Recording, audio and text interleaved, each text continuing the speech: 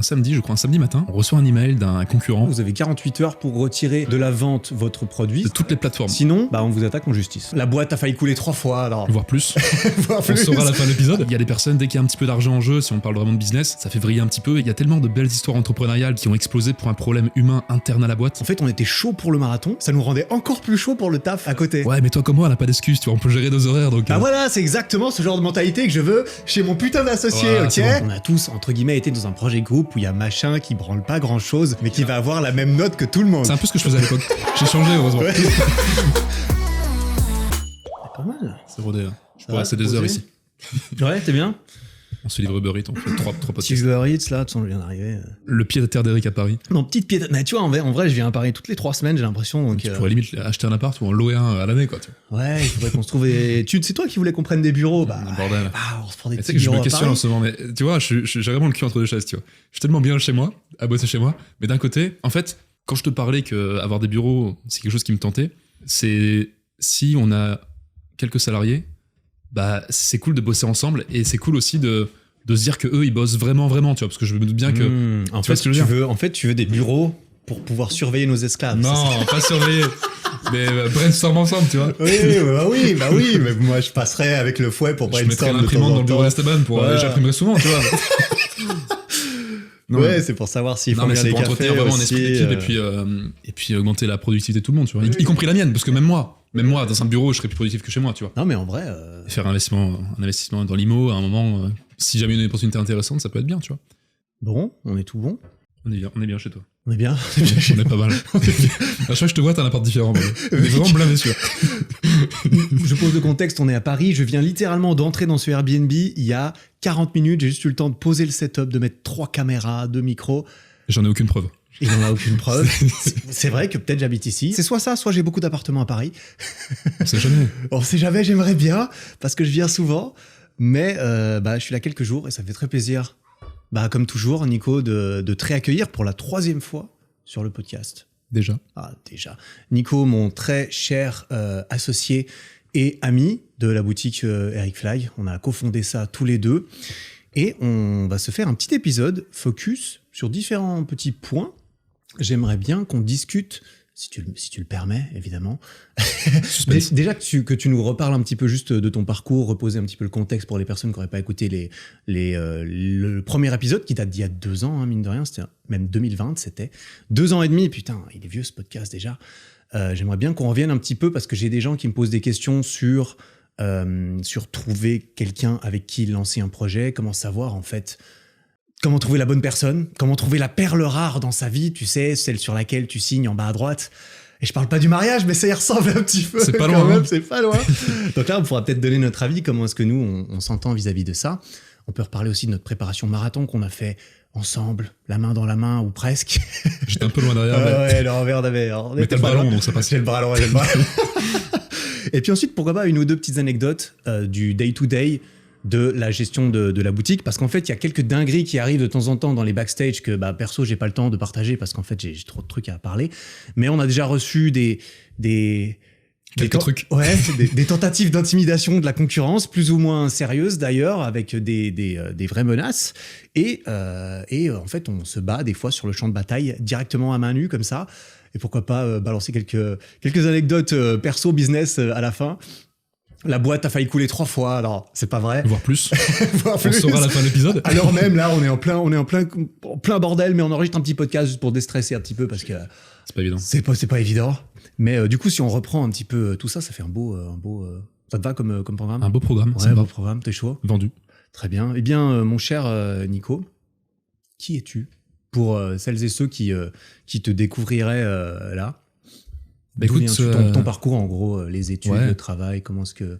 Ça fait un peu plus de 4-5 ans maintenant qu'on a lancé ça ensemble, mais avant ça, moi, j'avais une vie assez banale. En gros, j'ai fait des études scientifiques, je me suis arrêté au niveau du bac, donc moi, je suis en France. T'es né dans le sud, hein, Je c'est suis ça? né dans le sud de la France, Ok. à Grasse, pour ceux qui connaissent, Alpes-Maritimes. Vers Cannes? Ouais, au-dessus de Cannes, ouais, exact. Et en fait, moi, après le bac, je suis rentré dans l'armée parce que j'avais c'est quelque chose qui me motivait, qui me parlait un petit peu. Je voulais aussi connaître un petit peu mes limites et puis servir la France, tu vois. Donc j'ai fait 5 ans dans l'armée Et puis au fur et à mesure, je voyais que les valeurs pour lesquelles j'étais rentré et puis les raisons pour lesquelles j'étais rentré, ça a changé un petit peu. J'avais moins de motivation au quotidien dans ce que je faisais et j'avais envie d'un renouveau. Tu tenais quelle position? T'as gradé un peu? J'étais sous-officier. Sous-off. Okay. C'était sympa, mais il y avait un petit peu de routine quand même dans ce que je faisais. Et puis il manquait quelque chose que je connaissais pas à l'heure actuelle. Et c'est vrai que l'entrepreneuriat était quelque chose qui m'intriguait pas mal. Je commençais à regarder pas mal de vidéos là-dessus, me renseigner, me former sur le mindset, parce que je savais pas dans quelle partie me lancer.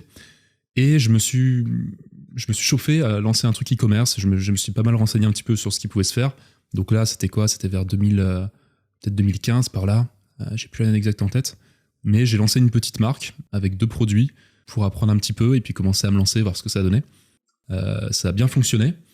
Et un jour, je t'ai contacté pour promouvoir un de ces produits.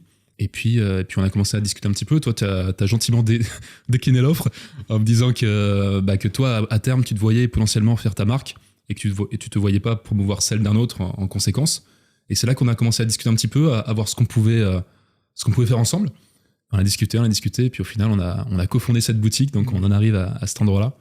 Et puis maintenant, ça fait presque 5 ans, je crois qu'on y est. Ça doit faire 2018. On a lancé en 2018. On s'est rencontrés début 2018, c'est ça? Ouais. Oui, et ensuite parce que évidemment, ouais. Entre le moment où on s'est rencontrés, sachant qu'on se connaissait pas avant, et le moment où on a lancé les premiers produits de la boutique, qui étaient les écouteurs Bluetooth, dans lesquels tu avais l'expérience justement de ton ancienne marque. Ça, on en a parlé, on va pas rentrer trop dans les détails de ton parcours un petit peu plus, parce que justement, on l'a abordé plus en profondeur dans l'épisode, dans le premier épisode qu'on a fait ensemble et que je remettrai en description. Mais du coup, il s'était passé genre 1 an et demi, c'est ça, presque, entre notre rencontre et la mise en vente des premiers produits. Donc c'est vrai que c'était pas... La marque à déposer, les produits à tester, les petites négos et tout, c'était un petit peu le début. Mais on a commencé avec ces 2 produits-là, et puis maintenant, on en a bien plus. Et pourvu que ça dure. Ça va durer. Ça devrait durer, parce que pour le coup... Bon, on va raconter à la fin de l'épisode comment on frôle la mort de temps en temps. Non, on n'a jamais frôlé la mort, mais c'est vrai que ça fait un petit moment qu'on est dans le bain de en fait, l'entrepreneuriat, comme tu me l'avais dit une fois. En fait, c'est quoi être entrepreneur? C'est éteindre des feux toute la journée. Des fois, t'as des énormes feux. Tu te réveilles le matin, la baraque est en feu. il faut y aller avec un putain d'arrosoir, tu vois. T'as un petit arrosoir, t'es là, bon, quel feu est-ce que j'ai éteint en premier? En gros, c'est ça. Le taf, c'est éteindre des feux et puis faire en sorte que la baraque tienne aussi longtemps que possible. Et à terme, on a des abris anti-incendie, on a les pompiers en appel d'urgence rapide sur le téléphone. Et ça devient plus stable. C'est presque ça, honnêtement. On est pas loin. Ça, on y reviendra peut-être un petit peu après dans l'épisode. Mais du coup, en gros, c'est ça. Tu m'as écrit. Et c'est ça qui est ouf. C'est là où, tu vois, on peut dire oui, la chance, mais au bout d'un moment, la chance, ça a été d'envoyer les messages, tu vois. En quelque sorte, la chance, t'en as plus quand tu sors de chez toi ou quand tu cherches les opportunités. Là, pour le coup, ça a cliqué. Et justement, c'est le genre de questions que je reçois, notamment vis-à-vis de la boutique. Moi, je reçois pas mal de questions sur l'entrepreneuriat, etc.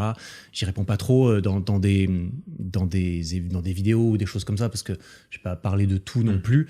Mais on me demande souvent, comment est-ce qu'on peut trouver quelqu'un, justement, comment est-ce qu'on fait pour savoir si ça peut matcher? Et là, ça peut être un associé, parce que nous, on est associé pour tout ce qui concerne la boutique Eric Flag, mais ça peut être un projet d'études, ça peut être un collaborateur de travail. Comment est-ce qu'on peut éventuellement savoir si ça peut matcher, si c'est la bonne personne? Et je me dis qu'on pourrait peut-être essayer d'utiliser ce qu'on sait, c'est-à-dire qu'on n'est pas des... On commence à avoir un tout petit peu de bouteille à notre échelle. On se connaît surtout notre expérience. Notre expérience. Est-ce que toi, tu aurais des pistes à donner aux gens sur comment, je sais pas, comment faire un entretien d'embauche à ton futur associé un peu?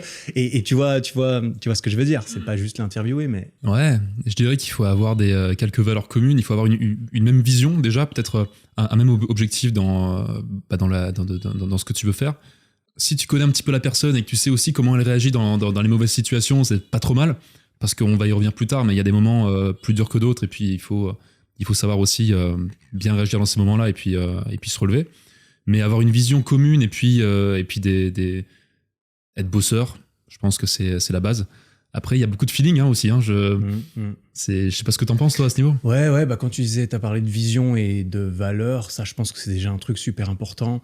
D'autant plus dans quelque chose comme par exemple du business, où il y a quand même le business, il y a plusieurs façons de faire du business, justement. On s'en est rendu compte quand on est arrivé dedans, on a vu, tout le monde, il joue pas exactement de la même façon, apparemment, il y a différentes façons d'essayer de gagner, tu vois. Il y a quelques requins par-ci par-là. Il y a évidemment des requins, et j'ai envie de dire, c'est ce que c'est, mais si, par exemple, toi, t'as l'impression que t'es peut-être pas un requin, entre guillemets, ou t'es peut-être pas prêt à tout, il faut se mettre sur la même longueur d'onde avec l'autre personne. Et qu'on soit... là, pour moi, c'est une question de valeur. Parce qu'il y a des trucs, c'est bien connu dans le business aussi, c'est pas toujours... on parle pas nécessairement de trucs illégaux, tu vois. Il y a des trucs qui sont peut-être un peu plus éthiques ou un petit peu plus... border que d'autres. Un peu plus border que d'autres. Et alors, évidemment, c'est le genre de choses... C'est pas mal au feeling. Je t'avoue, moi, je me souviens pas avoir demandé à Nico. Bon, Nico, est-ce que t'as prévu qu'on soit dans quel pourcentage d'illégalité? Est-ce que t'as prévu qu'on soit? Ça fait longtemps qu'il n'y a pas eu de couilles, bordel. Fais un truc border. Allez, on lance un truc un peu douteux, un peu immoral, tu sais. Non, mais c'est le genre de choses qu'il faut réussir à savoir un peu si on est sur la bonne longueur d'onde. Et pour nous, on s'est fait des Skype, en veux-tu, en voilà, histoire de discuter un peu de l'éventuel projet, mais aussi pour savoir si ça pouvait matcher, aussi bien que forcément le premier feeling était très bon en ce qui me concerne. Et je me suis pas trompé. C'est la même chose. Mais c'est vrai qu'au début, en plus, nous, ce qui était pas facile, c'est qu'on était 100% à distance, tu vois. Ouais. Moi, je faisais mes déplacements, j'étais soit outre-mer, soit en métropole, mais un peu partout. C'est vrai que t'as bossé. Toi, t'étais en Suisse. Un bon moment, hein. Donc on a appris à se connaître vraiment à distance, sur Skype, sur des WhatsApp, sur des audios, tu vois. Enfin, au début, c'était plutôt des Skype, en l'occurrence. Mais ouais, donc pas facile, tu vois. C'est pas quelque chose forcément que je recommanderais pour trouver un associé. Ouais. Après, il y a eu un bon feeling. On a eu aussi peut-être un peu de chance, un peu de naïveté, mais qui nous a, qui a bien fonctionné. Il faut pas mentir à ce niveau-là. Mais bon. Mais on regrette pas. Déjà, je sais pas si c'est du bois, mais non, c'est pas du bois, ça. Je sais pas ce que c'est, mais ça m'a l'air très fragile. Et il y a pas de bois à toucher parce que manifestement ça a été validé. J'entends. J'ai toujours pas prévu de me tirer avec la cagnotte. Donc, toi non plus. Toi non plus. Parfait, ça tombe bien. Mais non, un autre truc qui est assez évident, c'est justement, une fois on m'avait demandé, peut-être j'avais même répondu dans une FAQ YouTube, c'était comment choisir aussi son associé.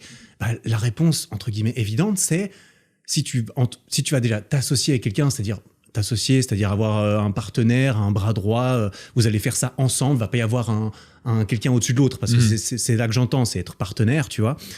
Peu importe la nature du projet, c'est aussi être au clair au niveau de la complémentarité des compétences, typiquement. C'est qu'est-ce que chacun va amener sur la table en termes de... Il y a différents types de compétences. Il y a les compétences techniques, compétences sociales, compétences managériales. Il y a différentes choses à faire à ce niveau-là. Mais moi, la réponse que j'avais donnée, c'est typiquement s'il y a des choses qui sont importantes dans le projet que tu veux attaquer, mais c'est pas ton fort, c'est pas ce que tu préfères, tu sais que toi t'es meilleur dans d'autres aspects. Je peux donner mon exemple, hein. Merde. Ça y est, je fais tout tomber. On peut parler de notre exemple, c'est que moi je suis plus évidemment du côté conception des produits, du côté création. Moi je préfère le marketing, la vente, on dira, et créer des vidéos qui sont justement le vecteur de communication principal de la marque depuis le début, et beaucoup moins dans le day-to-day opérationnel et même gestion d'équipe, où Nico en fait il a débarqué en mode alors moi là où je suis le meilleur, c'est tout ce que t'aimes pas, concrètement. C'est clair qu'à ce niveau, c'est un bon exemple parce qu'on se complète vachement. Toi, t'es plus le créatif, tu vois, et l'innovation sur les produits, etc. Et tout ce que t'as évoqué. Et moi, ouais, la partie opérationnelle. Donc pour le coup, c'est un bel exemple de complémentarité. Et c'est vrai que deux personnes qui s'associent pour un projet entrepreneurial ou un autre projet une bonne complémentarité, une vision commune de l'endroit où tu veux atterrir, et derrière des valeurs, discipline, travail, etc. Et puis des personnes relativement saines aussi, comme tu l'as dit. Il y a des personnes, dès qu'il y a un petit peu d'argent en jeu, si on parle vraiment de business, ça fait vriller un petit peu et voilà, ça peut entacher les relations. Ça c'est important d'être avec des gens sains, des personnes complémentaires. Je pense qu'on a fait un peu le tour, mais clairement, on a dressé le gros du portrait, quoi. Le gros du portrait. Après, il y a justement, pour creuser un peu là-dedans, ça me fait penser à quelque chose ce que tu as dit. Tu parles de personnes saines. Déjà, je pense que la plupart des gens se considèrent eux-mêmes comme je suis quelqu'un de. Enfin, on se considère rarement comme quelqu'un de malsain. Ouais, je pense, non, mais c'est clair. Ça dépend, mais tu peux justement essayer de simuler, parce qu'autant il faut que ça soit complémentaire d'un point de vue compétence, je pense. Si on est les deux exactement forts dans la même chose, bon, est-ce que c'est la meilleure association? Je sais pas. Par contre, là où il faut qu'on soit similaire, c'est justement sur la mentalité, comme tu l'as parlé, certaines valeurs qui sont importantes. Il faut qu'on puisse se faire confiance, évidemment, très rapidement là-dedans. Mais nous, on s'est très bien entendu, parce que mon Nico, ça se voit, il fait du sport, on va en parler. Il a couru un marathon avec moi aussi. J'ai un peu perdu là, quand même. Marathon, un peu perdu. Bon, écoute, ça va, il est modeste. Mais en gros, nous, on a super bien connecté, parce qu'en fait, on avait les mêmes centres d'intérêt aussi, et on se ressemble dans notre façon de penser et dans nos objectifs aussi. Ouais. Non, mais clairement. Parce que clairement. Je sais pas connaître. On a dit le gros du truc, tu vois. Ouais, c'est vrai. Non, mais voilà, il faut être complémentaire et se ressembler un peu sur le reste aussi. Et ça passe beaucoup, justement. C'est con, parce que je vais refaire un parallèle, parce que c'est assez évident. Mais ça reste c'est une relation qui est pas anodine, suivant jusqu'à où tu vas, tu vois. Au bout d'un moment, si tu signes un contrat, et c'est justement ce qu'il faut dire. Nous, on n'a pas fait les choses en mode, c'est vrai que on se connaissait de mieux en mieux à distance bien, et c'est pas pour autant qu'on était bourré sur un coup de tête en soirée, on lance un bar, ou on lance j'ai fait un virement de truc. En fait, c'est un peu le parallèle entre tu lances un truc vite fait à l'arrache, ou bien tu te maries à Las Vegas en étant bourré. Tu peux t'engager un peu trop vite et sans trop savoir ce que tu fais. Mais nous, on a fait les choses bien, dans le sens où on a créé une nouvelle société, où on a disposé, tu vois, c'est pareil, si tu veux lancer un projet typiquement concret, bien définir la structure juridique, bien définir la forme, faire en sorte qu'on soit protégé, parce que évidemment il faut essayer de trouver quelqu'un, mais tu vois, c'est comme quand tu te maries avec une femme et que tu divorces, ou avec un homme et que tu divorces 5 ans après parce que ça s'est pas bien passé. C'est pour ça qu'on fait un contrat de mariage, c'est pour pouvoir protéger l'une et l'autre des parties. Mais c'est con à dire, mais quand tu crées ce contrat d'association, c'est aussi dans l'éventualité où ça se passe pas bien. Et ça, évidemment, on n'a pas envie d'en parler ou d'y penser nécessairement quand on commence quelque chose. Mais nous, on était en mode, on fait les choses bien. C'est important de le faire. C'est important de le faire, parce qu'au début, en plus, c'est pas évident, parce que t'es au moment où t'as un peu l'euphorie, le lancement du projet, tout est cool. Ah oui, c'est la belle vie au début. Là, c'est avant que tu sois le nez dans la merde et que ça marche. Et du coup, c'est pas le moment où t'as envie de penser, ouais, mais attends, en cas de problème, comment ça va se passer? Il faut qu'on rédige ça, tu vois. T'as pas envie de casser un peu l'ambiance, tu vois. Mais c'est clair que c'est au début qu'il faut faire ça. Et autre chose qu'il faut faire aussi, que je trouve primordial, notamment sur un business, mais même pour un cadre études et tout ça, c'est réussir à déterminer ce que va faire l'un, ce que va faire l'autre, et les limites de tout ça. Histoire qu'il n'y ait pas de quiproquo dans le futur en disant « Ah, mais je croyais que c'est toi qui faisais ça. » et tellement important. Et ça, vraiment, s'il y a le moins de problèmes sur l'attribution des tâches avant le lancement, ne lance pas, tu vois. ou revois le truc. Mais vraiment, c'est des choses, il faut y penser avant de se lancer, parce qu'après, c'est trop tard. Après, une fois qu'il y a un quiproquo, que les parts sont attribuées, etc., tu peux revenir en arrière, mais c'est super coûteux. Donc, faut le faire. C'est coûteux en temps, c'est coûteux en argent, c'est chiant. C'est super chiant. Mais c'est extrêmement important ce que tu dis, notamment, et là, le parallèle avec, tu vois, moi j'ai fait des études universitaires aussi, j'ai fait des projets de groupe, on a tous, entre guillemets, été dans un projet de groupe où il y a machin qui branle pas grand chose, mais qui va avoir la même note que tout le monde. Il a les mêmes parts que tout le monde. C'est un peu ce que je faisais à l'époque. J'ai changé, heureusement. Moi, j'étais en TP en chimie, tu vois, je branlais rien, j'allais voir les différents groupes, je chopais les bonnes solutions, tu vois. Mais je suis plus comme ça maintenant. Ça démontre d'un certain esprit de débrouillardise, tu vois. Quand t'es le mec qui détermine quel groupe est le meilleur à intégrer pour faire le moins de travail possible, il y a une certaine forme d'intelligence, de stratégie, tu vois. De stratégie. Mais bon, c'est pas celle qu'on recommandera ici, tu vois. Couper. Peut-être pas, tu vois. Mais justement, tu l'as mentionné, ça c'est un truc qu'on peut parler d'un point de vue business. Typiquement, dans le monde du business, quand on crée quelque chose, on va attribuer des parts, comme tu l'as dit. Quand on fait un travail d'étude, généralement, on a implicitement tous les mêmes parts parce qu'on va tous avoir la même note. Dans le cadre d'un business, les parts, on peut les choisir. Et c'est là qu'il faut que ça corrobore avec les rôles qu'on se sera assignés avant. Les rôles, ça ne veut pas nécessairement dire celui qui met le plus de temps. C'est plus une histoire d'échange de compétences et de valeur, en fait, concrètement. De valeur apportée à la structure, finalement. De valeur apportée à la structure. Et ça, c'est super important de le voir en amont, vraiment de borner les tâches de chacun et vraiment de parler en toute transparence. Tu vois, moi, ce que j'aime bien faire, c'est avant de lancer quelque chose, dire, voilà, là, on parle en toute transparence. S'il y a le moins de problèmes, on le dit, tu vois. Et puis on met sur une feuille les tâches de chacun, et les parts de chacun, et on réfléchit, on dit est-ce que ça convient à tout le monde, est-ce que... Et oui, bon bah go, tu vois. Mais si ça c'est pas fait, et que derrière il y a des quiproquos, il y a des embrouilles, qu'il y a des associés qui veulent se retirer, après c'est fini.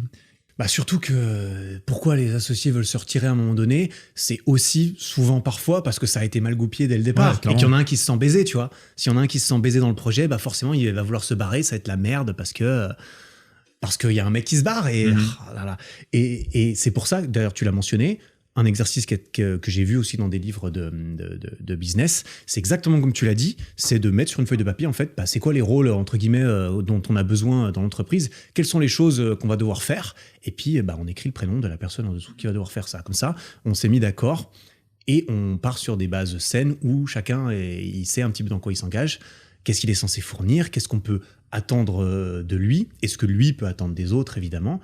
Parce que c'est comme ça que tu pars sur des bases saines où t'es pas constamment en train de te demander en fait c'est vas-y, je vais refaire un parallèle avec le couple parce que j'aime bien. C'est comme quand tu mais c'est ça, c'est comme quand tu sors les poubelles tous les soirs en te disant putain, ça y est, il ou elle a, enfin ma meuf c'est toujours moi qui sors les poubelles. C'est moi qui fais la vaisselle, qui sort les poubelles, bordel, c'est pas équitable. Hein. Ah, c'est n'importe quoi, c'est moi qui cuisine aussi, mais qu'est-ce que c'est que ces conneries, sérieux? Mais tu vois, c'est comme, par exemple, si tu fais constamment la chose en attendant de l'autre qu'il le fasse pas, mais qu'à un moment donné, tu communiques jamais sur ta frustration, comme quoi, en fait, t'aimerais bien que ça vienne de il ou elle, mais il ou elle n'a peut-être pas conscience que c'est attendu de enfin, c'est con à dire, mais communication, c'est toujours le même... Les non-dits, il n'y a rien de pire, finalement. C'est toujours le même putain de conseil dans toute relation de deux personnes, en fait, j'ai l'impression. Partir sur une communication saine, transparente, bien apprendre à bien connaître la personne. Ça peut évidemment être un pote qu'on a déjà dans la vie. Ça, il faut faire attention, je pense aussi à se marier professionnellement avec ton meilleur pote. Faut bien séparer les choses, parce que quand t'es pote, c'est peut-être encore plus facile de lancer un truc dans l'euphorie, et puis au bout d'un moment, tu réalises, bon, en fait, mon pote, il en fait 3 fois moins, parce qu'en fait, il est peut-être moins impliqué. Il était chaud à l'idée de lancer un truc, tu vois, faire de l'argent, un petit side business. Pour le mettre sur LinkedIn, tu vois. Pour le mettre sur LinkedIn. Ouais. C'est clair qu'il faut prendre du recul dessus, et il faut savoir... Ouais, il faut savoir prendre du recul sur la situation et analyser cette personne comme si c'était pas un pote. Et voir vraiment la valeur ajoutée qu'elle peut apporter et analyser vraiment ses compétences, mais aussi ses compétences professionnelles, mais ses compétences humaines. Est-ce qu'elle a les mêmes valeurs que moi ? Est-ce que l'idée qu'on a du projet qu'on veut faire ensemble, elle est vraiment commune ? Est-ce qu'il n'y a pas des choses un peu opaques qu'on n'a pas abordées ? Et puis ouais, c'est vrai que c'est facile de lancer dans l'euphorie un truc avec quelqu'un. Je pense qu'il faut vraiment analyser, prendre du temps, et je pense que tu prendras jamais trop de temps à choisir ton associé. Parce qu'il y a tellement de belles histoires entrepreneuriales, de très belles boîtes qui se sont faites et qui ont explosé pour un problème humain interne à la boîte. Oh, c'est fou. C'est quasiment tout le temps. C'est le pire truc, en fait. Alors, tu vois. parfois, oui, il y a une pandémie ou des trucs du genre qui mettent un petit coup par derrière. Mais il y a assez souvent des problèmes de structure aussi et de conflits d'intérêts à l'interne. Ouais. C'est bien connu. Donc, super important, quoi. Ouais. Et même, quand bien même tu fais tous tes devoirs, tu fais tout ça, au bout d'un moment... La réalité du terrain, elle est ce qu'elle est. Ça peut bien se passer, ça peut moins bien se passer. Tu peux avoir mal dosé, mal jaugé. C'est pour ça que bien avoir protégé tout le monde au début aussi, d'une certaine façon. Par exemple, dans le cadre d'une entreprise où c'est la boîte au final qui est responsable, pas nous individuellement jusqu'au bout. Et ça, c'est encore la partie facile. C'est qu'on va dire, c'est la partie facile parce qu'après, il faut que ça marche. On dira, il faut vraiment faire le taf. Et typiquement, ce que je trouve très bien pour à nouveau... mentionner notre relation à nous, c'est que nos rôles sont très bien déterminés. On sait exactement ce qu'on doit faire sans avoir besoin de, entre guillemets, savoir ce que fait l'autre tout le temps. Et pour autant, on est très alignés sur énormément de choses et on s'entend très bien sur plein de trucs. Bon, on fait du sport tous les deux. Mais pour revenir un petit peu sur un événement qui a quand même bien rythmé notre vie. Je pense savoir où tu vas revenir. Ces 6 derniers mois, tu sais, pas après pas, on a avancé vers un objectif, etc. On a même couru par moments, tu sais. C'était fatigant, ça. Le marathon. On a les deux couru le marathon de Paris 2023, donc il y a à peu près un mois à l'heure où on enregistre ce podcast. Et exactement, même, quasi. Est-ce que tu te souviens un peu, ou alors même ta vision de comment est-ce que on en est venu à se lancer là-dedans? Alors tu vas me dire si je me trompe. Moi, j'avais comme objectif d'en faire un durant ma vie, de marathon. Et je t'avais dit, un jour, Eric, si tu te chauffes, tu me dis, on le fait ensemble. Et un jour, j'aurais peut-être jamais dû balancer ça, tu vois. Un jour, c'était un soir, tu vois, je reçois un audio Tu me sur connaissais WhatsApp. pas assez bien, putain. Je reçois un audio sur WhatsApp et Eric, il me dit, ouais, tu m'avais parlé de ça, il me semble. Bah écoute, moi, je prévois de faire potentiellement Sud Paris le prochain, donc si t'es chaud, on le fait ensemble. Et là, j'avais plus le choix, bordel. Tu te souviens quand je t'ai envoyé ça? Je peux retrouver la date, là, je l'ai plus en tête. Mais c'était... Ça devait être, à mon avis, en octobre dernier, du coup. Ouais. Non, parce que je lui ai pas envoyé ça un an avant. Hein. Non, non. Je me suis pas décidé à faire le marathon Moi, j'ai un an fait avant. 6 mois de prépa, toi moins, je crois. T'as fait 6 mois? 6 mois. Bah, moi, j'ai commencé fin octobre, parce que j'ai fait le semi de... Ah, enfin, j'ai fait c'est le 20 vrai. km de Nice. Bon, le 20, enfin, pour le 20 km, je m'étais entraîné, j'étais pas avec encore la prépa de Nico, qu'on va peut-être aborder après. Mhm. Mais ouais, j'avais commencé à courir un petit peu, là, pour m'entraîner là-dessus. Et en plus, tu m'avais mentionné un doute vis-à-vis de un problème au genou que tu Ouais, avais, au que tu genou n'étais pas gauche, sûr que ça pouvait jouer. C'est pour ça que je me souviens justement très bien Ouais. d'avoir envoyé ce message vocal en mode, Si c'est toujours chaud. vas-y Nico, ça te dit, on se chauffe? Tu m'en avais parlé, je me suis dit putain, moi aussi j'ai envie de courir une fois, vas-y, on peut le faire, on peut se lancer cet objectif-là. Et je me suis dit, ce serait tellement stylé qu'on le fasse les deux. Alors, on n'a jamais couru ensemble en même Jamais, temps. hein. Les seules fois où on a couru ensemble, c'est donc au semi-marathon de Barcelone et au Ouais, marathon exact. de Paris. Pendant Et 100 encore mètres. au marathon de Paris, on n'était pas dans le même bloc, donc Ouais. on n'a pas couru les deux. Mais on l'a fait. Et on l'a fait, mais en fait, tous les jours, On s'envoyait de cours sur Strava. on l'a fait ensemble, mais séparés à côté, mais ça a boosté de fou le tout, en fait. Ouais, clairement. Comment est-ce que t'as l'impression que ça a impacté ton quotidien, ce genre de... Bah écoute, avant de commencer la prépa, j'apprenais un petit peu, parce que pour moi, marathon, ça allait être vraiment, vraiment tendu, vraiment chronophage, mais chronophage, c'est un peu le cas, c'est vrai.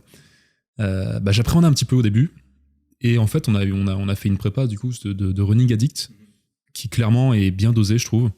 Et on a tous les deux fait le programme à 4 entraînements par semaine. Il y a des moments, c'était un peu chiant d'y aller, tu vois. Mais au final, je crois que toi comme moi, on n'a pas eu de problème de blessure durant l'entraînement. Rien de fou. Et puis ouais, cool. Mais ce qui était ouf, je me souviens, c'était que aussi par rapport à notre relation qui est autant on est potes, autant on est associés et autant on arrive à faire la part des choses quand il le faut à ce niveau-là. Mais là, c'était, en fait, moi je te dis comment je l'ai ressenti, c'est qu'en fait, même dans la vidéo YouTube que j'avais fait, dans laquelle on avait parlé rapidement aussi les deux, c'était un peu, en fait, ça venait encore mélanger l'ensemble en mode, en fait, on était chaud pour le marathon et du coup, ça nous rendait encore plus chaud pour le taf Ah bah ouais, c'est clair. à côté. Ça fait un objectif, tu vois. Non, mais c'est clair. Non, franchement, là, j'ai repensé tout à l'heure, du coup, en venant là, à cette prépa. Et en fait, durant ces 5 mois de prépa que j'ai fait avec Running Addict, en fait, j'ai kiffé, quoi. Et du coup, je voulais faire un marathon dans ma vie, mais je pense que j'en referai un ou deux, tu vois, parce que j'ai kiffé cette période-là. Et c'est vrai qu'en fait, ça prend du temps, mais moi, j'allais courir le matin. Mais le reste de la journée, j'étais comme un fou, tu vois, j'étais super bien. Et c'était super cool de la faire ensemble. On se chauffait, là, on s'envoyait nos petites courses de travail et tout. Ouais, on arrêtait pas de se chauffer. Non, c'était un bon moment, en vrai. Jusqu'au dénouement, quoi. Le 2 avril. C'était ce qui était vraiment cool. Enfin, moi, comment je l'ai ressenti, c'était que, on en avait parlé un petit peu. Toi, ça fait combien de temps que tu fais de la muscu? Ça fait, depuis que j'ai 20 ans, je crois. 20 ans. Et donc, aujourd'hui, t'as quoi? 29, dans quelques jours. Bon, voilà, ça fait 9 ans que tu fais de la muscu. Moi, ça fait méga longtemps aussi, et ça fait très longtemps, ça faisait un moment que j'étais un peu en mode, je vais m'entraîner, tu vois, presque mécaniquement. C'est pas mécaniquement, mais c'est juste que t'es tellement dans l'habitude que tu vas t'entraîner, et puis t'as pas toujours des méga objectifs ou des choses comme ça. Ouais. Et là, on avait vraiment, et ça, n'importe qui peut justement bénéficier de ça. Alors évidemment, il faut choisir le truc qui te plaît, auquel tu vas pouvoir te tenir un peu. Mais il y avait cet objectif en mode, tu sais que ce jour-là, tu dois faire ça. On a le plan qui a été posé à plat. Hein. On s'est fait coacher pour justement pas faire de la merde. Et on était là, ok, nouvel objectif, on doit faire ça. Ça, la séance du jour, c'est ça. En fait, tous les jours, tu connais le programme, t'as plus qu'à te pointer pour accomplir ta mission. Et toi, tu le faisais le matin, moi, je le faisais toujours. J'ai jamais couru le matin. C'est là où on est un peu décalé, on est vraiment complémentaires. Et ouais, je te rejoins vraiment là-dessus, parce que perso aussi, ça faisait un moment que j'avais pas d'objectifs, enfin que j'avais plus trop d'objectifs en muscu. Avant, j'avais vraiment des objectifs poids de corps, traction, etc. Après, je suis plus parti vraiment sur moins sur du poids de corps, mais plus du développé couché, etc. Enfin, vraiment faire plus de poids. Mais j'avais plus d'objectifs réels, tu vois. Et le fait de me rebalancer un objectif, du coup, le marathon, objectif de temps et tout ça, et ça m'a fait du bien. Et là, maintenant que c'est passé, bah, je me refixe des objectifs en muscu, je m'en refixe en course. Bah, je te cache pas que là, bah, du coup, genre, prochain marathon, j'ai envie de le faire en 3,30, mais avec. Parce que durant ma prépa, moi, j'ai perdu pas mal de poids, notamment, bah, tout mon haut du corps a fondu, tu vois. J'ai pas réussi à faire la prépa marathon plus mes entraînements de muscu. J'étais un peu fatigué, tu vois. Toi, je sais que t'as réussi à maintenir. Mais du coup, j'ai perdu pas mal. J'ai quand même perdu un peu. Ouais. Le prochain, j'ai envie de faire 3,30 en conservant le reste, tu vois. Parce que là, du coup, vas-y, bah, pose-nous un peu ton temps et ce que tu prévoyais de faire de base et qu'est-ce que tu nous as fait en 5 mois coup de prépa. À la base, quand j'ai lancé, bah, en fait, sur cette app-là, tu mets ton temps de référence. Ouais, sur Campus, tu mets ton temps de référence soit sur 10 kills, soit sur 21, soit sur 5. Et ça te sort un petit peu avec l'algorithme le temps estimé que tu vas réussir à faire le jour de la compète que tu as rentré. Une fois le programme fini. Terminé, ouais. Et ça m'avait à la base mis quelque chose comme 4h03 ou 4h04, je crois. Et au fur et à mesure, le temps s'est un peu affiné au fur et à mesure de la prépa. Et j'ai fini à 3h50 et 52 secondes, je crois, un truc comme ça. Donc j'ai bien battu le temps. Je suis pas arrivé au stade d'Eric, tu vois. Non, mais mec, mais je suis content de la faire moins de 4 heures déjà. Explosé. Déjà, le but, c'était de faire un moins de 4 heures. Et aucune douleur au genou durant toute la prépa et même là. Donc, refait quoi. Ouais, non, mais encore félicitations, c'est trop stylé parce qu'au final, tout s'est bien passé. Et on avait cet objectif en même temps, on pouvait se booster autant dans le taf au quotidien, autant en fait on pouvait se booster en s'envoyant notre putain de séance Strava qu'on avait fait le matin en mode ouais j'ai fait 10 km, vas-y mon cardio et tout, on parlait de notre fréquence cardiaque régulièrement. Ouais, clairement, vraiment. On a vraiment beaucoup parlé de notre fréquence cardiaque. Ouais. Plus que le travail à mon avis. C'est épuisant. Non mais impressionnant. Et puis toi, ta progression fulgurante au marathon. Ça, je suis content de tout. Tu vois, au final, c'est génial. On a lancé le truc, tout s'est bien passé, pas de douleur, ça a rythmé. Moi, ça m'a, en fait, ça, tu vois, c'était un objectif comme ça, personnel ou sportif, mais ça a élevé un peu, autant mon engouement professionnel que dans le reste de ma vie, etc. Ça a rythmé un peu mon quotidien. Et c'est vrai que, une fois que c'est terminé, t'as presque envie de te relancer. Tu m'étonnes justement qu'il y a des mecs qui font ça et puis derrière ils se disent bon qu'est-ce que je fais maintenant, quel est le prochain objectif, est-ce que je vais viser encore plus haut, je vais aller courir encore plus longtemps, allez, Ironman c'est parti. Ironman. Et toi Ironman, vas-y, comment tu te positionnes? Non, est-ce que t'as d'autres positions? Je regarde à la télé éventuellement. À la télé, ouais. Non, moi là maintenant le marathon je voulais en faire un. Ouais. Je m'étais dit même au milieu de la prépa, je m'étais dit une fois que c'est fini quoi. Ouais. Je suis retourné à la muscu, ça me manque trop.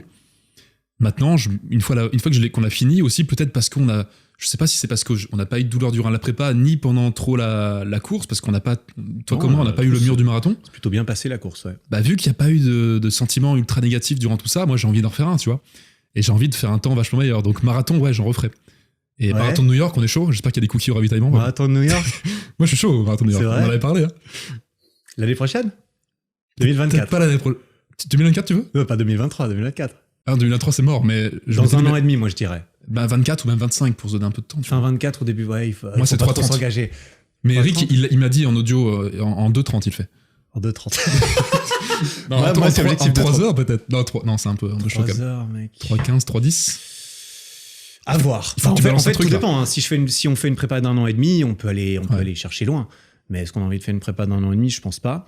Donc, on va voir. Quand même. On va voir. Parce que là, moi, mon objectif, c'est de maintenir. On a un peu les mêmes objectifs, c'est de partir sur à peu près 3 séances de muscu et puis 2 séances de course à pied par semaine, 3-4 c'est ça, de muscu et renfo. Mais garder le cardio à côté, histoire d'être. Putain, moi, je suis content d'être complet, d'avoir tout, tu vois. Ouais, c'est ça. C'est le seul regret que j'ai eu, c'est que j'étais trop fatigué pour vraiment faire de la muscu en même temps et du coup, j'ai pas mal perdu. Mais là, c'est ça. Je pense que le rythme 3 muscu et 2 séances de course par semaine, ça peut être pas mal pour récup. Et non, moi, je suis chaud. Il a beaucoup charbonné sur le business aussi. C'est pour ça que il faut choisir. Pas d'excuse. La course à pied. Toi, t'as été en couple depuis longtemps, donc t'as évidemment la vie de couple. T'as la muscu, t'as le business. À un moment donné. Ouais, mais toi comme moi, on n'a pas d'excuse. Tu vois, on peut gérer nos horaires, donc. Tu vois, et ça, c'est pareil, c'est un plus. Voilà, c'est exactement ce genre de mentalité que je veux chez mon putain d'associé, ok? Bon, je veux un mec qui me dise, en fait, les couilles, c'est des excuses. Si je veux y arriver, je peux y arriver. Les personnes qui bossent en bureau et qui font du 8-18, c'est pas la même, tu vois. Même s'ils n'ont pas d'excuses non plus, ils peuvent. Sûr. Mais nous, c'est plus simple. Bien sûr, je suis entièrement d'accord. C'est pas chacun son emploi du temps et il y a pas de vérité absolue sur tout le monde doit pouvoir faire X ou Y. Par contre, il y a aussi différents types de... moi, je préfère la mentalité de, je vais me démerder avec ma situation, alors que tu aurais pu me dire, en fait, je peux pas, ma meuf, elle veut absolument, du coup, elle voulait pas que j'aille à la muscu, le gouvernement m'empêche d'aller me Je mange des muscler. crêpes au Nutella tous les jours, je suis obligé. c'est fatigant. C'est fatigant, le Nutella tous les jours. Alors, mais c'est sûr. Après, j'ai des potes, tu vois, qui font pour le coup des horaires 8-18, mais qui vont à la salle de 5 à 6 ou de 6 à 7, tu vois. Ouais. Qui sont chauds. Après, c'est plus tendu, il faut être déter, quoi. Il faut être déter, et puis derrière, en rentrant, il faut encore s'occuper du reste de la vie ou de la meuf et d'aller courir. Il faut aller courir à midi. On a beau pas avoir des horaires fixes, on travaille. Oui, on travaille aussi, tu vois. Même volume. Le week-end, c'est pareil. Ouais, clairement. Faut aussi gérer avec la meuf quand tu travailles tout le week-end. Voilà. Même si le dimanche maintenant, on est un peu plus. Je le fais moins maintenant. Je suis un peu plus chill le dimanche maintenant. Au début, je le faisais un peu, tu vois. Je travaillais tout le temps.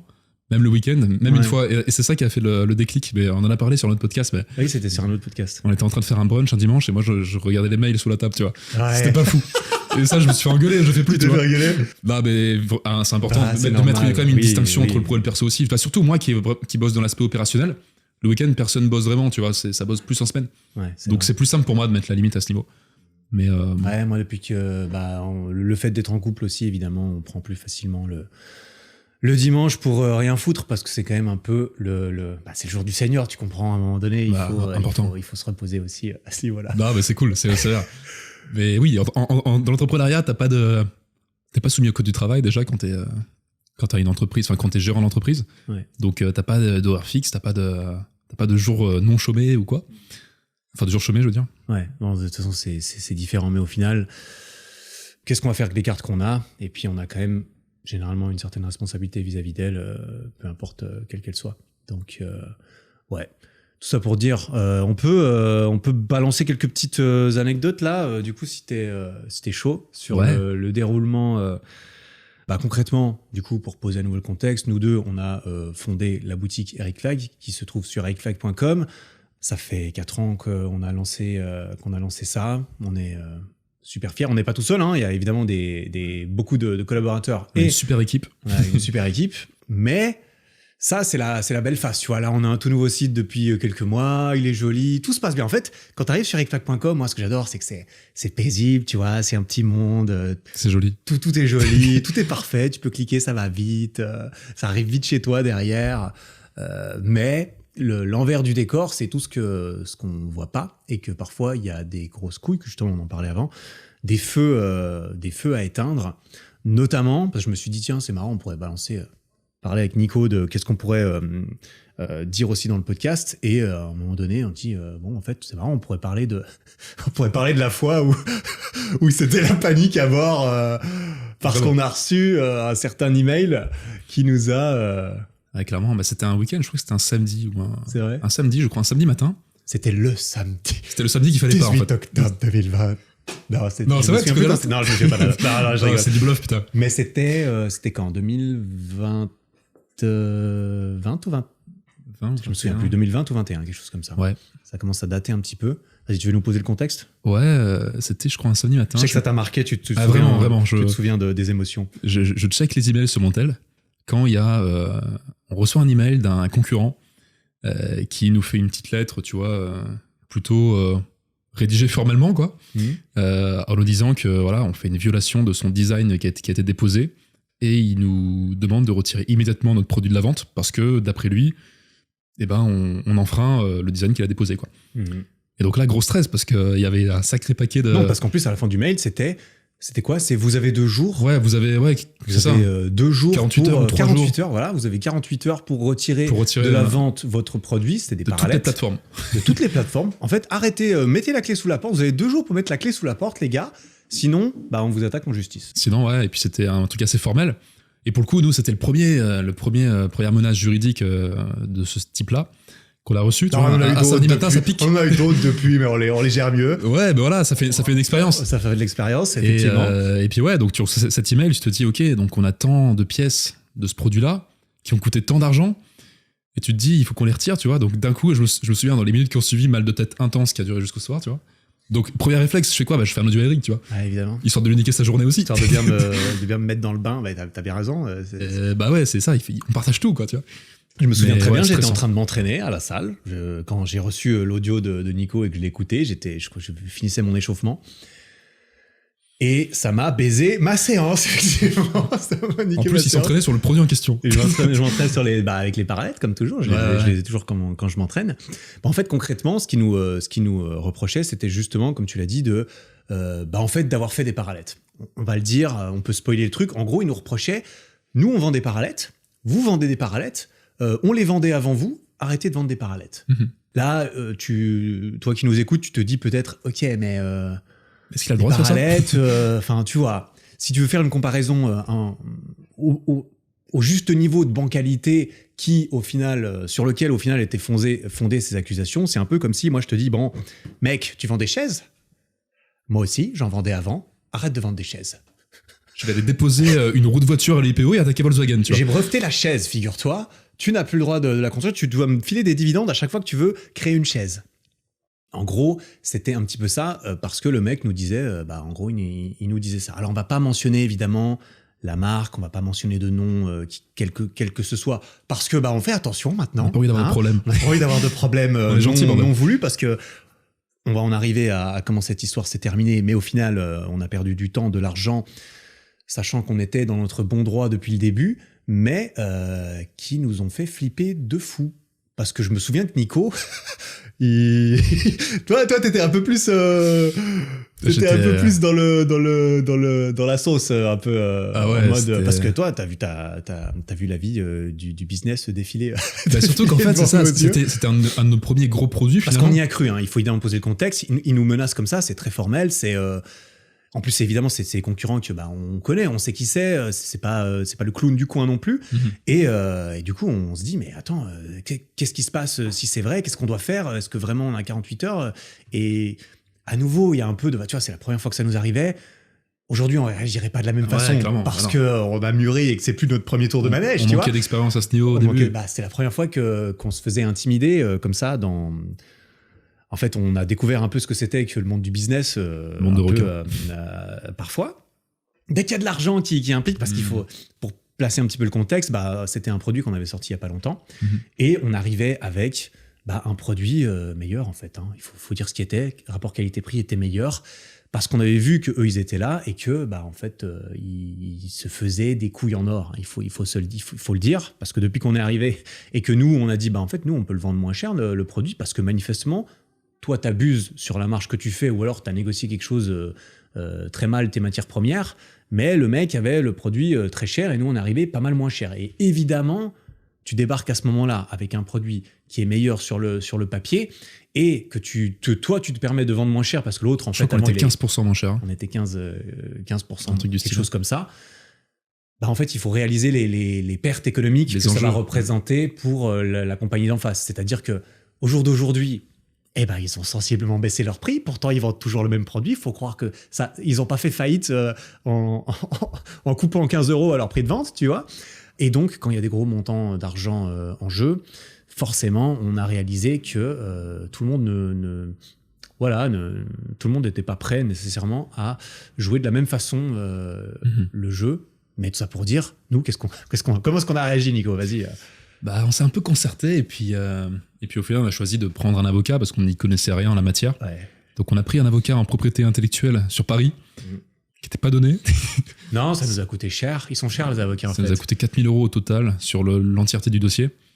Et il a analysé le truc. Il nous a fait une lettre assez béton qu'il a envoyée à ce concurrent-là. Dans l'immédiat, on n'a pas eu de réponse spécifique. Et après, on a eu un retour, quelques mois après, je crois, un petit email. Non, c'était... en nous disant... C'était plutôt que ça, sauf erreur. Ouais. Ouais. En nous disant... ok, ça marche, mais je vous propose de nous filer des royalties. Ouais, c'est ça. Si vous voulez, vous continuez à vendre, mais à chaque vente, vous nous filez 2-3 balles, tu vois. C'était un peu ça le truc. Pour résumer ce qui s'est passé, ces chères personnes étaient en bluff total, en fait. Elles étaient en bluff total. Elles nous ont envoyé ça. Elles nous ont... En plus, on a été naïfs sur ce coup, il faut le dire, parce que leur email, ils l'ont envoyé et tout en bas, c'était écrit... non, c'était en anglais, mais c'était écrit... c'était quoi Compliance Team, je crois. Compliance Team, un truc Je du crois. genre. Ils avaient vraiment fait bien, ils avaient bien fait leur C'était taf. de l'email info@ En fait, la c'était marque. info@ la marque. C'était Donc, pas un avocat en fait. C'était pas un avocat, c'était rien. En fait, c'était pas légal. En fait, enfin, c'était pas crédible comme menace parce que pour que les 48 heures elles étaient activées, bah, il faut évidemment. Nous, quand on lui a renvoyé notre lettre d'avocat, je peux t'assurer que nous c'était carré. Il y avait le tampon. C'était un peu trop carré. Même. C'était un peu trop carré. Nous, on a compris. En fait, on n'a pas réalisé qu'il nous tirait dessus avec un pistolet à eau. Et nous, on a sorti le tank. Après, au final, tu vois, il nous a plus emmerdé. Tu vois, donc je me dis, peut-être que si on avait réagi en mode contre-bluff, il aurait peut-être continué sur autre chose, je sais pas. Il a quand même eu le culot, justement, quand on lui a envoyé notre avocat, du coup.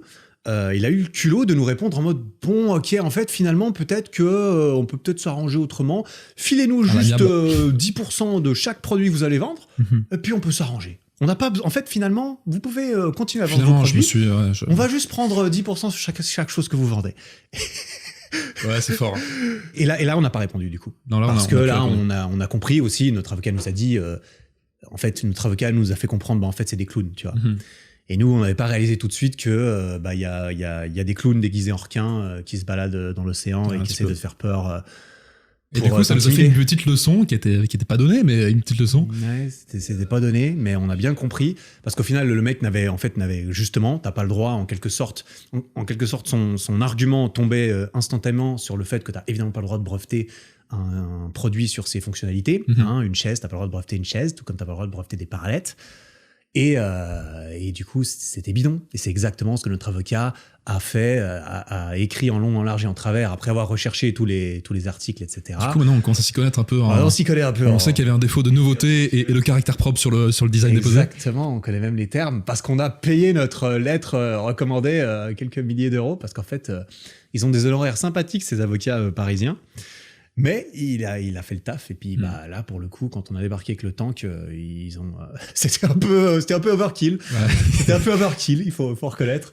Ouais. Mais ça fait partie des genres de petites couilles. Et moi, je me souviens, c'était le stress pendant plusieurs jours, jusqu'à ce que l'avocat renvoie la lettre, parce qu'on l'avait renvoyé entre guillemets en retard. C'est un peu ridicule de se dire ça maintenant, parce que le mec, ça se trouve, il a envoyé ça avant d'aller chier, puis de faire sa pause le soir, tu vois. C'était compliance team de rien du tout, évidemment. Il s'est dit, bon, ça se trouve, ça va marcher, ils vont arrêter de vendre leur truc.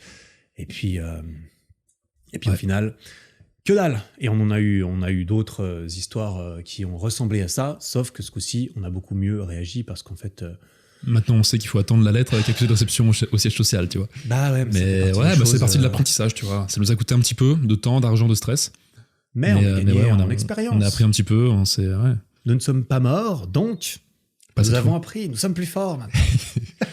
Ouais. Mais après, voilà, moi, il y a une phrase que j'aime bien, c'est que l'entrepreneuriat, en fait, c'est une mer, tu vois. T'as des vagues, t'es en haut de la vague, t'as tout qui se passe bien, t'es dans un monde de bisounours, tout est cool, tu vois.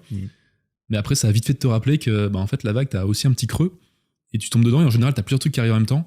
Et je pense que ta capacité à tenir dans l'entrepreneuriat et à tenir dans la vie, c'est ta capacité à résoudre les différents problèmes que tu rencontres durant sur ce creux de la vague et réussir à remonter. Et c'est comme ça que tu prospères et que ton entreprise, elle continue. Donc ça continuera, on en aura d'autres, tu vois, mais ça va dépendre de comment on arrive à résoudre les problèmes. Et au final, c'est à l'échelle de la vie, hein, tu vois. C'est un peu ça tout le temps, en fait. Hein. T'as des cycles que, peu importe ce que tu fais, il y a des cycles de up, il y a des cycles de down. Et puis, il faut réussir à pas trop comment dire, se morfondre. J'allais dire se reposer sur ses lauriers, ou bien se croire intouchable quand en fait tout va bien, parce que t'es au sommet du truc. Parce que ce qui compte dans ce game, que ce soit le game du business ou le game de la vie, c'est de justement pouvoir, entre guillemets, accuser le coup quand t'es dans le creux, en fait. Là où il y a toute la merde qui te tombe dessus, tu te prends plein de trucs dans la gueule en même temps. Bah, à nouveau, c'est con à dire, mais s'il n'y a pas de coup fatal, eh bien, tu vas pouvoir te relever, et puis tu vas pouvoir repartir dans le cycle d'après. Mais ça implique, de même quand tout va bien, et nous, c'est quelque chose qu'on applique beaucoup au quotidien, depuis le début d'ailleurs, c'est que toutes nos prévisions, même quand tout va bien, eh ben, on imagine toujours le pire scénario, et puis on lui rajoute encore 20% de pire. C'est ça, mais ça, je pense que c'est important. Et d'ailleurs, moi, du coup, dans la partie opérationnelle, je traite avec beaucoup de données. Ouais. J'ai beaucoup de fichiers Excel, tu vois, notamment. C'est vrai. Et en fait, dans le business, je pense qu'il faut être lucide. Et il faut avoir un petit peu d'optimisme au début aussi pour se lancer, sinon tu te lances jamais. Évidemment. Mais par contre, quand tu fais des prévisions, notamment des prévisions financières, des marges et tout ça, j'aime bien prendre les données un petit peu pessimistes, pour plutôt être agréablement surpris que l'inverse au final, au dénouement du truc.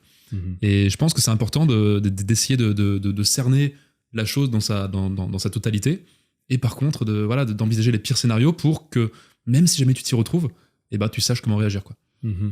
Ouais, d'ailleurs, pour revenir un peu sur ce qu'on avait mentionné avant, et ça me fait penser à ça, c'est que justement dans les choses qui sont importantes à prévisualiser quand tu lances un projet, typiquement un business, c'est un peu le business model de comment est-ce que tu vas faire les choses, comment est-ce que tu vas faire X, Y. Et là, où on en était au niveau des compétences que chacun apporte, justement, nous, on est sur un modèle où on avait la chance, en quelque sorte, d'avoir mes vidéos et cette publicité gratuite, de pas avoir besoin d'avoir des budgets marketing monstrueux, et donc de pouvoir réinvestir cet argent qui n'est pas à dépenser dans la pub, on dira, dans les produits en eux-mêmes. Nous, notre but, c'est pas d'être les moins chers, c'est évidemment de faire le meilleur produit au meilleur prix possible, toute chose égale par ailleurs. Et apparemment, ça nous le rend bien, parce que nos produits sont justement très bien classés un petit peu partout, parce que on n'a pas... Alors là, je vais peut-être me taper un peu sur moi-même et sur le système,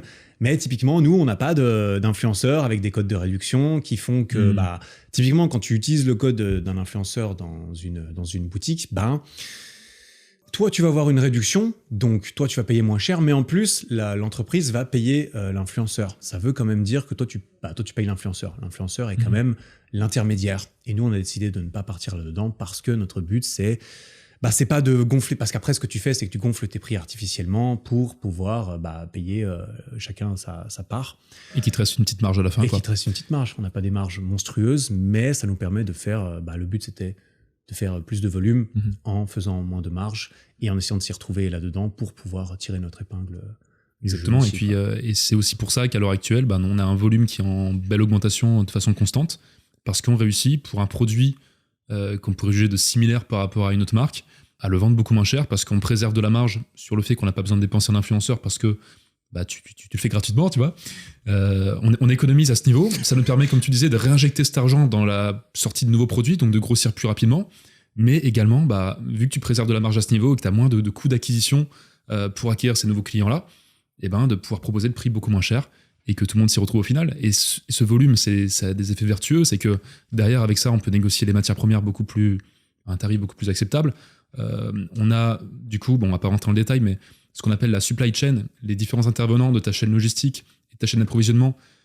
Au plus tu as de volume et au plus tu vas réussir à avoir des coûts réduits pour la totalité des intervenants de tout ça. Et au plus, au final, ton coût de revient final pour le produit sera faible et ça va continuer dans ce cercle vertueux d'avoir des tarifs de vente plus faibles. Donc le client se retrouve bien dans tout ça parce que le rapport qualité-prix est encore meilleur. Et puis c'est le business model qu'on a choisi, quoi. Ouais. C'est... un peu de jargon technique. Comment est-ce qu'on peut résumer ce jargon ? En fait, nos produits, c'est de la balle. Voilà. C'est un peu ça. Avec un putain de rapport qualité-prix. Tu vois, évidemment, alors là, on était en... Non, mais après, on peut en parler. On va pas entrer dans trop le truc du technique, parce que ça dépasse le... Ça dépasse ça dépasse l'étendue du podcast, mais en gros, on est passionné par ce qu'on fait et on est trop content de pouvoir le faire. Moi, je kiffe. Et que on nous le rende, parce que, justement... tout ce que tu as expliqué, tout va bien, et en fait c'est comme beaucoup de choses dans la vie, plus ça marche, plus ça peut éventuellement marcher, parce que tu as plus de leviers, on connaît plus de gens, on connaît mieux nos fournisseurs, on vend plus, du coup on peut commander plus d'un coup, tu peux mieux négocier, quand tu commandes plus d'un coup, tu payes moins cher, etc. Et donc on peut rapporter ça sur le reste, créer des nouveaux produits, nous faire kiffer, et j'aime penser faire kiffer tous ceux qui achètent, parce qu'il y a quand même, on a dépassé les 100 000 clients au début de l'année 2023, et ça c'est pas mal, ça. Ouais, puis t'as là, Eric, bordel. Bien ouais, on va pas, enfin voilà, c'est juste, nous, on est très fiers de ça, et c'est pour ça que voilà, moi je suis pas trop du genre à parler en long, en large et en travers des projets, de me vendre. En fait, tu vois, c'est con, parce que moi mon rôle c'est de vendre, mais je suis pas en fait j'ai pas commencé à faire des vidéos pour pouvoir poser ma pub pendant 80% du temps, comme je vois d'autres personnes qui font, et tant bien, grand bien leur face. Mais c'est vrai que moi ça me saoule de même mes propres produits, j'essaye de pas saouler les gens quand j'en parle, mais voilà, là je t'invite, et voilà, et ça me fait, surtout ça me fait plaisir, parce que je suis super fier, en fait, tu vois. Moi aussi, et je suis super content de tout ce qu'on a fait, et je suis super heureux au quotidien de faire tout ça, donc ça va durer. Ça va durer. Ah putain. Il y a plein de projets en plus là. Il y a plein de projets, ouais. Bah là, il y a pas mal de produits qui vont arriver en 2023 parce que évidemment, on travaille dessus. On n'est pas tout seul. On a du monde avec nous qui travaille dans la boîte. On a même, bon, ça, c'est un peu des plans sur la comète un petit peu, mais peut-être un jour avoir des vrais bureaux. On sait jamais. On sait jamais ça. Si c'est le cas, on fera un podcast dans nos futurs bureaux. Bon, ça, on verra.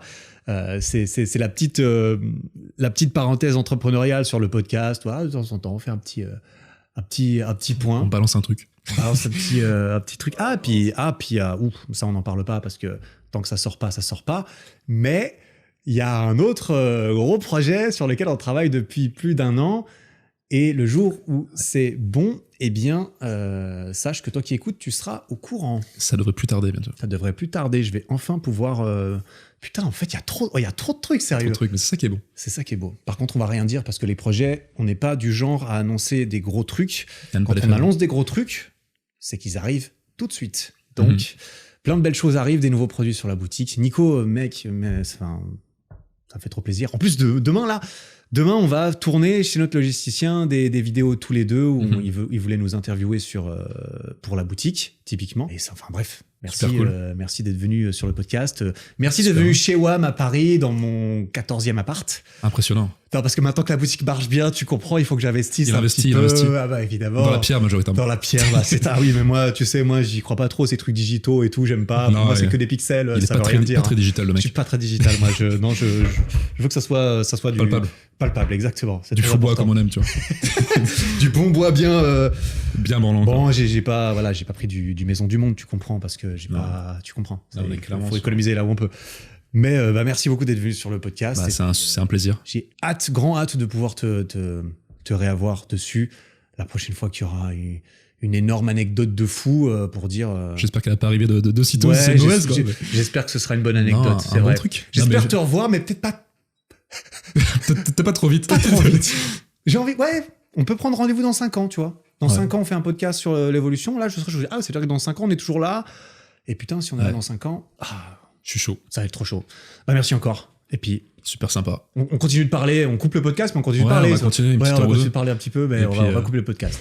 Merci beaucoup d'avoir regardé le podcast. N'hésitez pas à laisser un petit 5 étoiles sur Spotify, à vous abonner sur YouTube ou sur Spotify d'ailleurs. Ça soutient le podcast. Évidemment, ericflag.com pour soutenir ce podcast tout autant. À nouveau, moi, je sponsorise pas les épisodes.